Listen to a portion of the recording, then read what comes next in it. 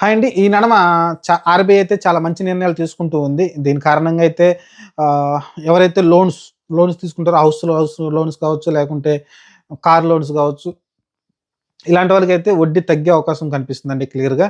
ఎందుకంటే ఇంతకుముందు 5.5 6 దాకా ఉండేదేమో. అదైతే మీకు 5% అలా వడ్డీకైతే తగ్గించారు. మంచి విషయం. అలానే గోల్డ్ లోన్స్ పైన గోల్డ్‌కి ఎక్కువ డబ్బులు ఇచ్చే అవకాశం కల్పించారు. ఇంతకుముందు మనకి ఏదైనా గోల్డ్ పెట్టి రూ. 1,00,000 వచ్చేది. ఇప్పుడు 1,10,000 ఆ రేంజ్‌లో వచ్చే అవకాశం అయితే కనిపిస్తుంది. అంటే గోల్డ్ లోన్‌కి ఎక్కువ డబ్బులు ఇస్తారు. ఇప్పుడు మొన్నటిదాకా మనకి హ్మ్.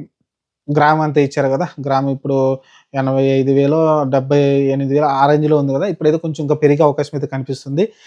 ఖచ్చితంగా గోల్డ్ లోన్స్ వాళ్ళకి పెట్టుకునే వాళ్ళకి గావచ్చు, లేకుంటే లోన్స్ కట్టే వాళ్ళకి గావచ్చు, ఈఎంఐ ఎవరైతే కడుతుంటారో గదా! నెల నెల వాళ్ళకైతే వడ్డీ రేట్లు తగ్గుతాయండి. వడ్డీ రేట్లు తగ్గుతాయి.